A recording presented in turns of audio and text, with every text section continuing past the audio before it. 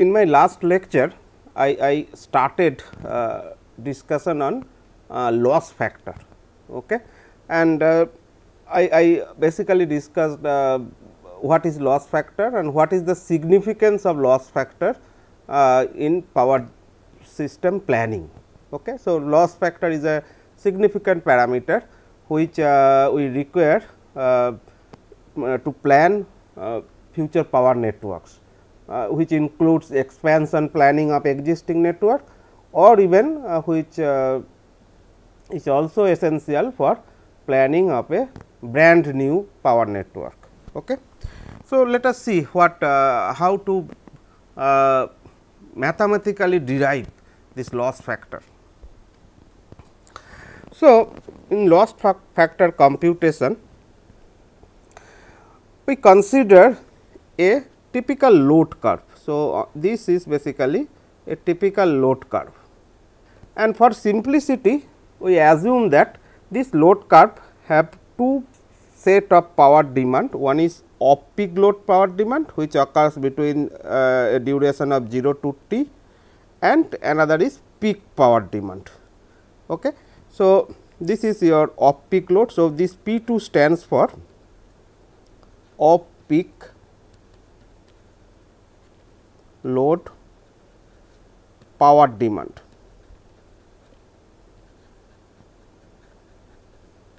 Okay. And this P 1, which is this peak load power demand. So, this is peak load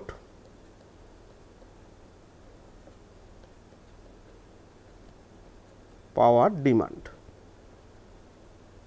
and as you know, this characteristics is basically power demand versus this time.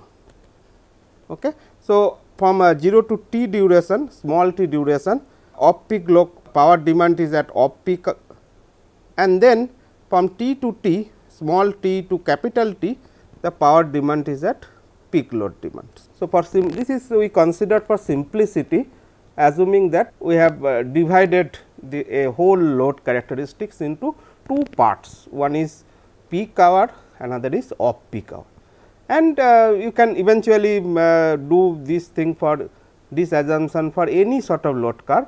If you take the peak hour average power demand and rest of this hour average power value. So, rest hour is basically off peak hour, okay, whose duration is small t, and this peak hour power duration is small t to capital T. Okay. Now, corresponding to this load curve, we also determine the power loss characteristics. So, this figure is basically showing you power loss versus time characteristics. Okay. Now, as I said, this power loss is roughly proportional to square of this load demand. Okay. But this power loss, as you know, this power loss is basically nothing but for our power transmission and distribution system. For transmission and distribution system, it is nothing but I square R loss. This is also called line loss. So, what is I? I is the current flowing through a particular line. This line can be a transmission line or a distribution line, and R is your resistance of that particular line. Now, for 3 phase it should be 3 I square R. Okay. Now, since this I is proportional to P, so you can assume that this power loss is proportional to P square. Okay. But usually this power loss value used to be much less than the power demand. It is only some few percentage of the power demand. Okay. That percentage might be in fact 10% or 15% or even 5%. Okay. So, that is why magnitude wise this power loss characteristics is much lower than this load demand. If your load demand, or if you have any distribution feeder which is carrying 1 megawatt of power, then this distribution that in that particular feeder, this if you sum up all these lines losses, it should come in between roughly some 10% of this 1 megawatt. Okay. So, that is why this power loss characteristics is drawn in this figure with a reduced scale. Okay. But in fact, there is this is not done in actual scale, but this characteristics would follow the similar to this load curve, but it will have lesser magnitude. Okay. Now, similarly, since you know, as I said, this power loss is proportional to P square. So, characteristics will be similar to this load curve. So, these characteristics will be similar to this load curve. Okay. And since we have this off peak load corresponding to that, we will be having some off peak hour power loss, which is represented by PLS2. So, PLS2 is basically representing off peak hour power loss. Okay. And there would be also power loss corresponding to this peak hour, which is named as peak hour power loss or peak loss simply. So, this is represented by this PLS1. So, here PLS1 is basically representing peak hour power loss, or simply you can call it peak loss. Okay. Similarly, PLS2 is representing off peak hour power loss. Okay.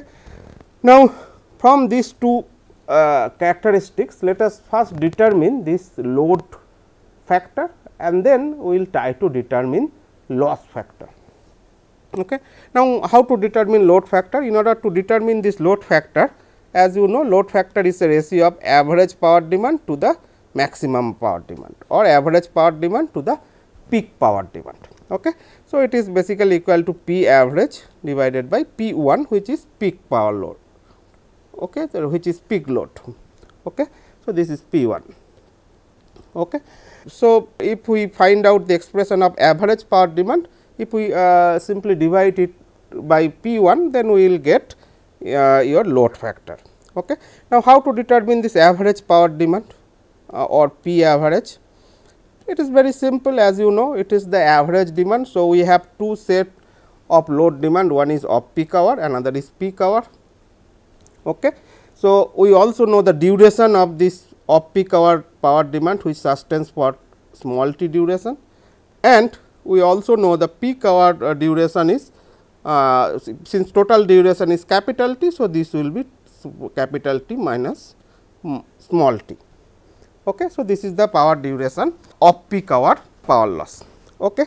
Now, in order to find out this average power demand, as you know, so we multiply this off peak hour power demand with the duration T, that is P 2 multiplied by T. This is the energy for off peak hour during off peak hour demand, and during peak hour we know that power demand is P 1 and this duration is capital T minus small t.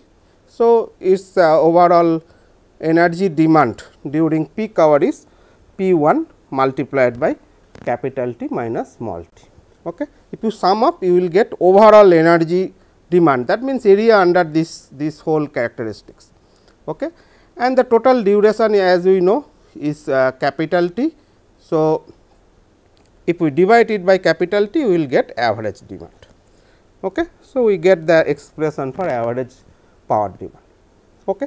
Now, if we simply divide it by P 1, then we will get load factor, because you know load factor is nothing but the ratio of average demand to the peak demand. Okay. Now, if we divide it by and if you simplify, so it will get this expression. Okay. So, which is you know load expression for the load factor corresponding to this load curve, all right. So, you will get the expression of P 2 divided by P 1 multiplied by this small t divided by capital T plus this capital T minus small t divided by capital T. Okay. Now, let us find out the expression for loss factor as well. Okay. As we know, this loss factor similar to the load factor, it is a ratio of average power loss, this is average power loss divided by power loss at peak load demand. Okay. So, this is what this definition as per the definition of loss factor. So, loss factor is defined as the ratio of average power loss to the power loss at peak load demand. Okay.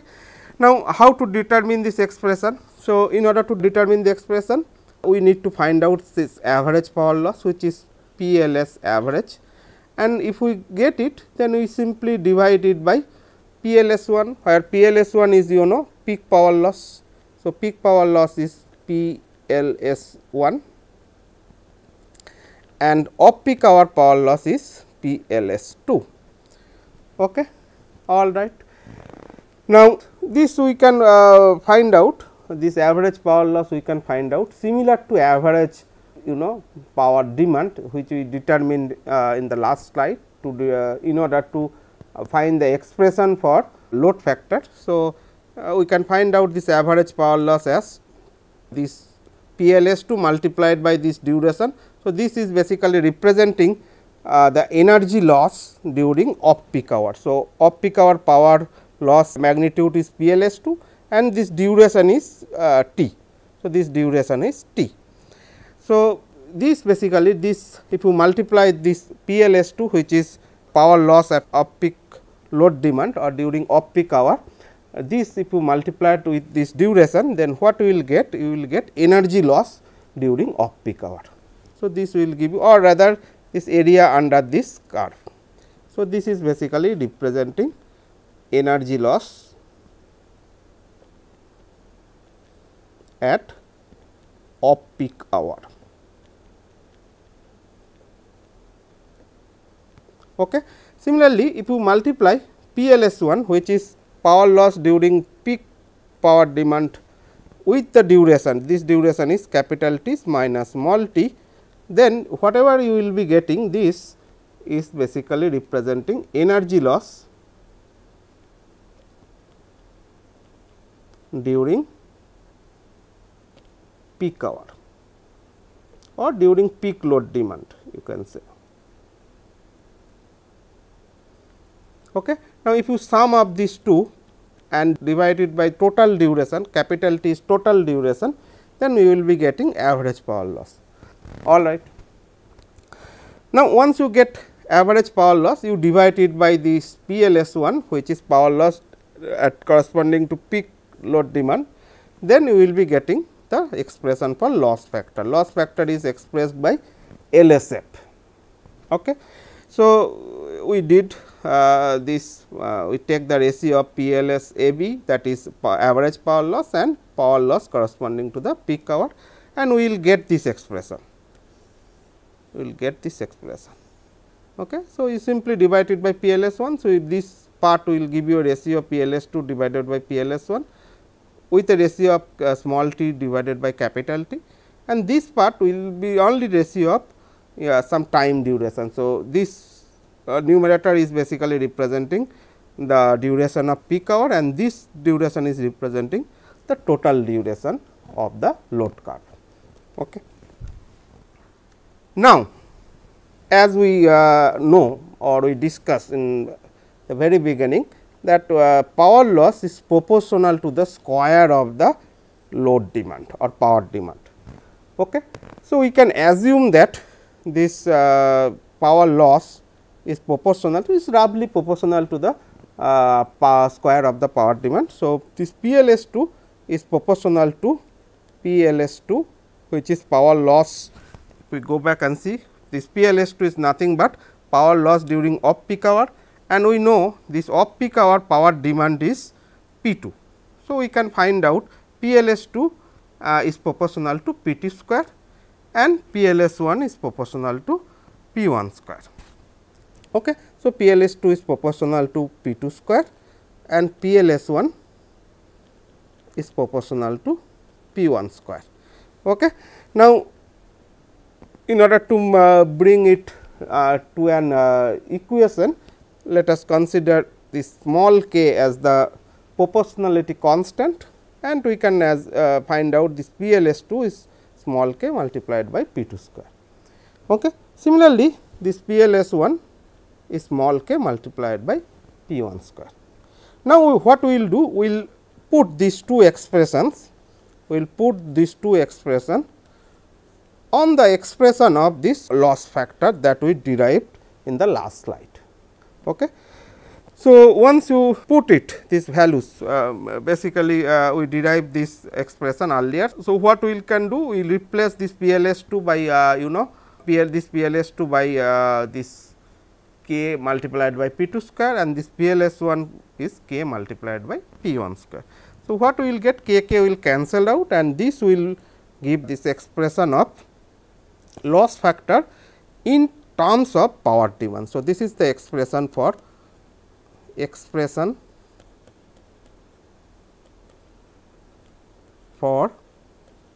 loss factor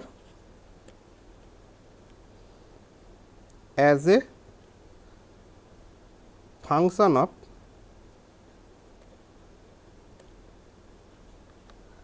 power demand.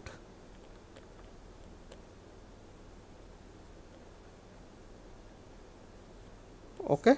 So, this will give you a expression for loss factor as a function of power demand. Okay. So, we get the loss factor expression in terms of this power demand. Okay. Now, we will be doing some case study here at this point. What are these case study? Let us see. The first case study is that if peak demand sustains very short time. Okay. Now, look at this load curve again. Here is my peak load demand and its duration is capital T minus small t. Now, if this peak load sustains for a very small time, then this duration, this capital T minus small t should be tends to 0, okay? Should be tends to 0. Now, if we have so, that means if this capital T minus small t tends to 0, then this part will be eliminated, this part will be eliminated. And since capital T is minus small t tends to 0, that means effectively this t is actually equal to capital T is roughly equal to small t. So, this part will be unity. So, LSF will be equal to PLS2 by PLS1, and from this expression we know this PLS2 and PLS1 can be replaced by P2 square by P1 square. So, for that this LSF expression will be equal to P2 square by P1 square, all we can write P2 by P1 square. Okay. All right. And what would be the expression for load factor? So, load factor, if this part is eliminated, then it will be simply ratio of P2 by P1. So, load factor will be equal to, P2 by P1. Now, you can see here under these conditions. So, loss factor roughly equal to your load factor square. So, under what condition? Under the condition that peak demand sustains for very short period of time. Okay. So, you have a very sharp peak and then eventually it comes down within a very quick succession. Okay. Then you have this relationship hold. All right. Now, so under this case we got this loss factor roughly equal to the load factor square. Okay. There is another case study, if it is a steady load, that means if load demand is almost flat, suppose this is your power demand and this is your time, and you have a flat load curve, which I already talked about at the very beginning, which is desirable. Under this condition, basically your load factor is approximately equal to 1. And what would be the loss factor? Let us see. So, in that condition, under this condition, basically your small t will tends to 0 and your entire duration will be capital T. Under this condition, you can see this P 1 will be roughly equal to P 2, that means of of peak hour power demand is equal to the peak hour power demand. And under this condition, if you put these two conditions over this expression of loss factor, then what we will get? We will get a relationship of capital T by small t by capital T here, plus this capital T minus small t by t. So, which will roughly give you equal to 1. So, under this condition, your loss factor and load factor both are almost equal and they are roughly equal to 1. Okay. So, if we have a flat load curve having a constant demand over the time, under this condition, this loss factor is equal to load factor and both are eventually equal to 1. Okay. Now, these are the two extreme conditions possible. These are the two extreme conditions possible under which you have a relationship of this loss factor and load factor. Okay. In one case, loss factor is proportional to the square of the load factor. In another case, loss factor is equal to roughly equal to the load factor. Okay. So, these are the two conditions possible. Okay. Based upon that, sometimes we derive an empirical relationship of loss factor and load factor. So, we get in fact the relationship of loss factor as a function of load factor. Okay. So, based upon these two extreme conditions, we find out this relationship of loss factor as a function of load factor. Okay. And as I said, this is the relation, as you know, normally this loss factor can be in between this load factor square and load factor. Okay. So, loss factor usually lies in between this loss factor square and load factor. So, this and this are the two limiting or two extreme conditions possible, as I said in the previous slide, and this will give you a relationship of loss factor with load factor. Okay. Now, we can also find out how this loss factor will vary with this load factor. Okay. Now, if your loss factor and load factor are equal, okay, then it will be a straight line relationship with passing through the origin with a slope of tan 45 degree, as you know. So, this is the condition when your loss factor is equal to load factor. This is one extreme condition, and as I said, when your loss factor is load factor square, then the relationship will be something like that. Okay. So, this is the relationship when your loss factor is equal to load factor square. Okay. So, as I said, this loss factor will typically lie in between these two these two extreme characteristics. One is this, another is this. Okay. And we have typical characteristics of this loss factor and load factor, which will lie in between this region, that can be this or this or this or this, okay, or this. Sometimes it will be close to this condition, that loss factor equal to load factor. Sometimes it will be close to this expression when your loss factor equal to load factor square. Okay. Now, based upon that, several researches going on to find out this empirical relationship, and in this particular work they gave an empirical relationship of loss factor and load factor. It is simple, they considered some constant multiplied by load factor and some constant multiplied by load factor square. Now, how would be the values of these two constants? This will depend typically and in which area you are talking about, whether it is a rural area, whether it is a urban area, whether it is an industrial area or where. Okay. So, basically the typical values of K1, K2 depend on the area of load curve. It can be rural area, it can be semi-urban area, it can be a complete urban area or metropolitan city, or it can be industrial area.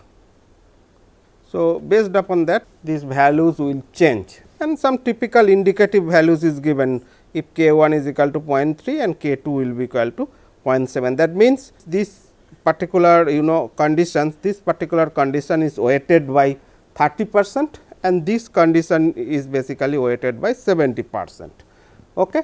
Similarly, different combinations of weight is possible depending upon in which area you are talking about. Is it a urban area, is it a industrial area, is it a semi urban area, and because a load factor will vary from rural area to semi urban, urban, industrial. In rural area typically load factor used to be low.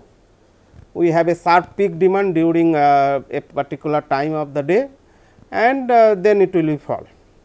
Similarly, for industrial area load factor used to be high, because they have a almost constant demand for a longer duration when your industry runs, and then they will have some off peak hour demand. Okay. So, depending upon that your these factors will also vary. So, how you are closing between these two conditions. So, number one is load factor is almost equal to 1 and load factor is almost equal to 1, another is loss factor is basically square of the load factors. Okay. So, this is an area of research, how to find this relationship of loss factor in terms of load factor. Now, we have an example. Okay. So, it is very simple example. Okay. Assume that one of the distribution transformers of a substation supplies 3 primary feeders. Okay. So, as I said under a particular distribution substation, we have number of feeders. So, here it is mentioned there are 3 primary feeders. Okay. Now, the 30-minute annual maximum demand per feeder are listed in the following table. So, this table will give you the 30-minute annual power demand and corresponding to the power factor of that particular load. Okay. So, here power factors are also given. So, this is your demand in kilowatt and this is power factor. So, for feeder 2 this is the demand and this is corresponding to the power factor. Similarly, for feeder 3 this is the demand and this is the corresponding power factor. Okay. All right.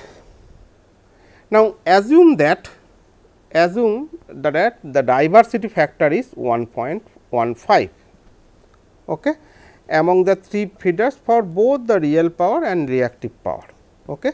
So, what you need to do, the questions are you have to calculate the 30-minute annual maximum demand of the substation transformer in kilowatt, that means in kilowatt and also in kVA, in kilowatt and also in kVA. And second question is that find the load diversity in kilowatt. Okay. Find the load diversity in kilowatt. This problem is extremely simple. All these informations are given. These are the not feeder demand, these are basically maximum load demand. So, this 1800 is basically showing you 1800 kilowatt is basically showing you for feeder 1 this is the peak load demand or maximum load demand, and that load power factor is 0.95. Okay. Here only important thing is that your power factor is included over here, but other than that this problem is extremely simple. We have 3 feeders, this 3 individual peak demand is given okay, and diversity factor is also given. You are supposed to determine the peak demand of the group, peak demand of the group. Okay. So, as we know this diversity factor DVF, diversity factor is sum total of this sum of individual peak demand or non coincident peak demand, you know. So, individual peak demand divided by diversified demand or group peak demand.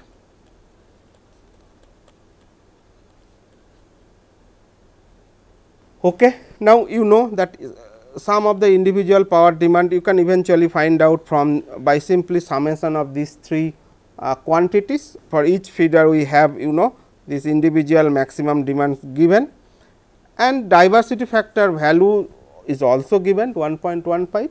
So, this diversity factor value is given, left hand side is known to us, and right hand side equations, this numerator is known to us. So, we have to find out this denominator, it is very simple. So, we can find out diversity factor as sum total of individual peak demand divided by group peak demand. So, here PGR stands for group peak demand. Okay. Now, as we know this numerator is known to us, you sum up this individual peak demand and divided by group peak demand. So, group peak demand is only unknown quantity, and you know, left hand side is known to us, that is 1.15. So, you can simply find out this summation of the numerator divided by 1.15 is your group peak demand, which is find out to be 5217 kilowatt. Okay. Now, it is simple, it is simple. So, you can find out this group peak demand in kilowatt, but in if you look at this question, there is another part that also you find out this group peak demand in terms of kVA, in terms of kVA or kilovolt ampere.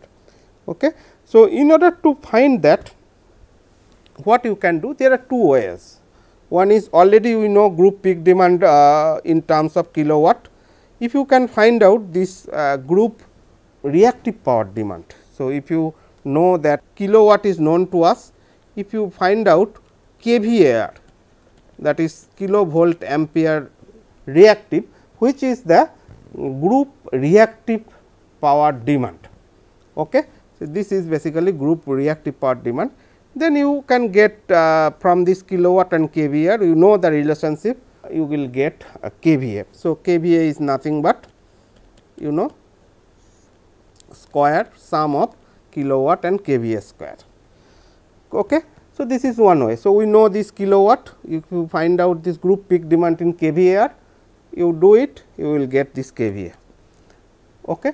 Now, there is another way, you can convert this demand by from kilowatt to kVA, and then you do the same analysis as we did for this kilowatt demand.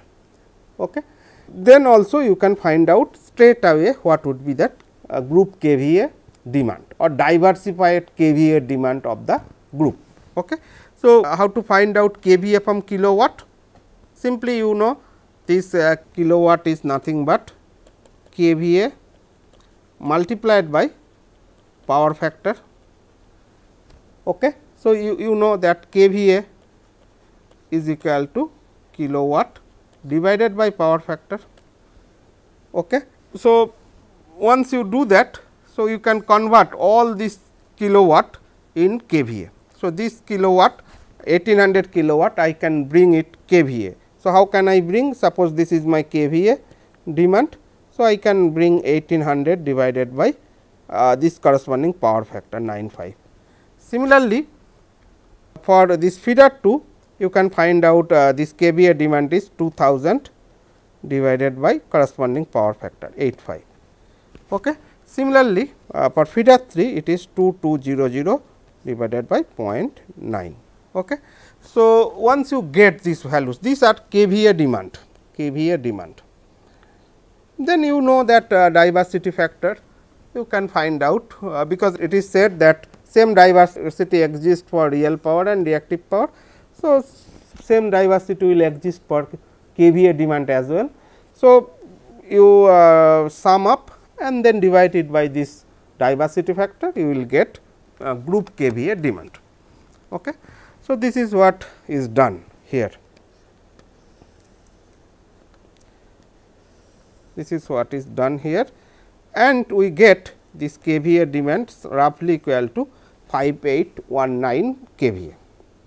Okay, 5819 kVA. Okay. Now, look at this is different, this one you cannot relate with this power factor with with the group peak demand in kilowatt, because individual feeders they have different power factor, they have different power factor. Okay. So, this is how we can solve this. Okay. Alternatively, as I said, you can find out this group kVAr, you know that group kilowatt, and you find out group kVA from this kilowatt and kVAr. Okay. Now, load diversity, as I said, it is basically sum total of individual peak demand with this and it is the difference of this group peak demand. So, sum total of individual power demand is 1800 2000 plus 2200, it is nothing but 6000, but as we find this group peak demand is 5217 kilowatt. So, you take the difference of these two, whatever value we will be getting, that is the load diversity in kilowatt. Okay. That is the load diversity in kilowatt. Okay. Now, I have two exercises for you. I normally in my class I ask the student to solve it. Okay. Very simple exercises. If you go through this problem, a room consists of 20 tube lights, 10 ceiling fans, 20 personal computers, and the ratings of each of the tube light, fan and computers are given as 40 watt, 100 watt, 200 watt respectively. Okay. Then it is mentioned there is a smart electric meter in the room to display and record the instantaneous power demand of the room.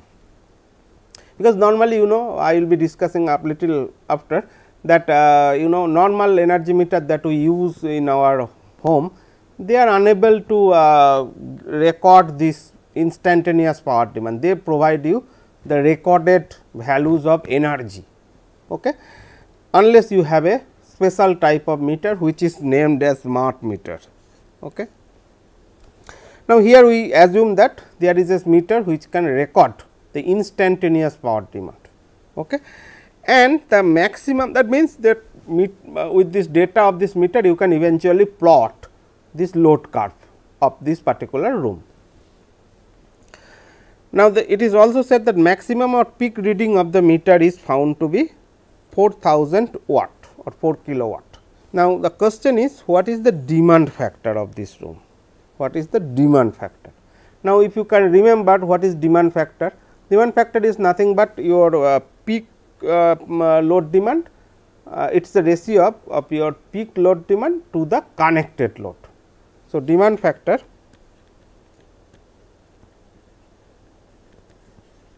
is the ratio of peak demand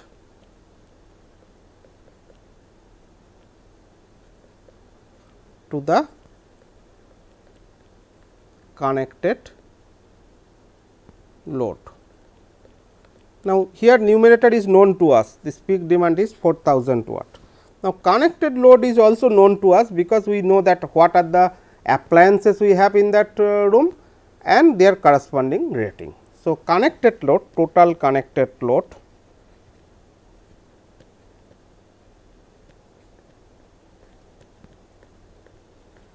is equal to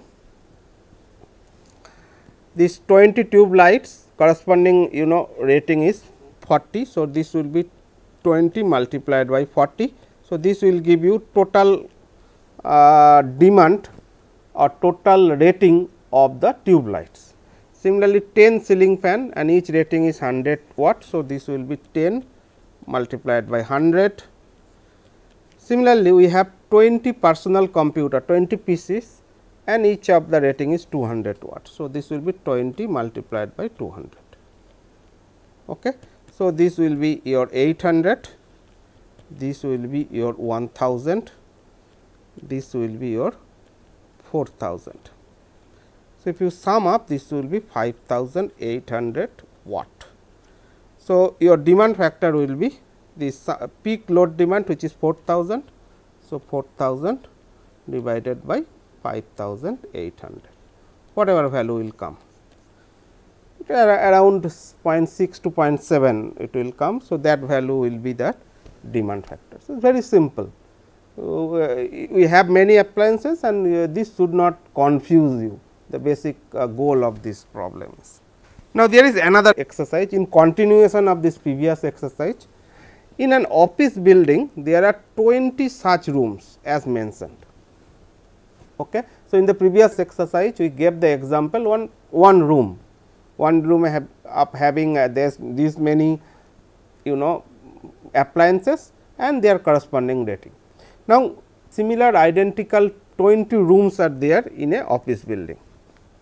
Okay. There is also a smart meter. Okay. Again, what do you mean by smart meter? I will come to that in one of my lecture, to display and record the instantaneous power demand of the whole building. Okay. So, in the previous exercise or in the last exercise, we know that there is a smart meter to record the instantaneous demand of that room. Similarly, we have a similar kind of meter which will measure the instantaneous demand of summation of all these 20 rooms. Okay. So, this instantaneous demand is basically record the instantaneous demand of the whole building. Okay. So, this smart meter records the instantaneous demand of the whole building, which consists of 20 such rooms.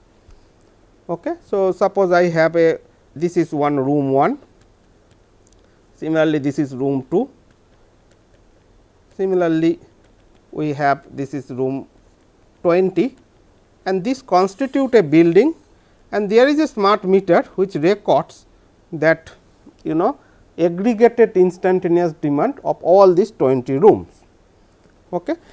And it is also mentioned that the maximum of peak demand of the meter in a year found to be this much.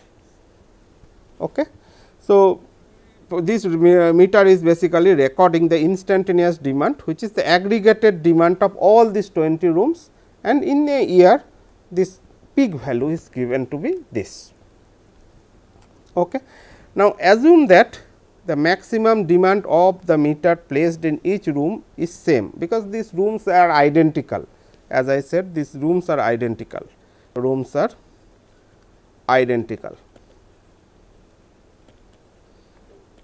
Okay. Since rooms are identical, their peak demand is also same, that is 4000 watt, and their usage are also same. Rooms are identical and usage is also usages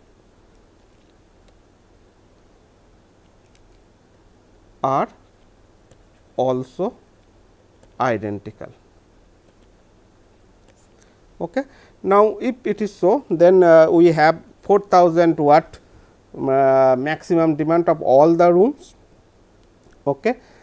So, we know that group maximum is this much, then the question is determine the diversity factor. Okay.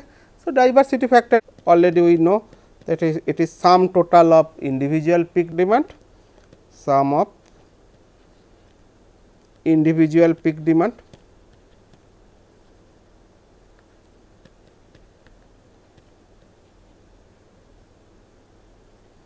divided by group peak demand.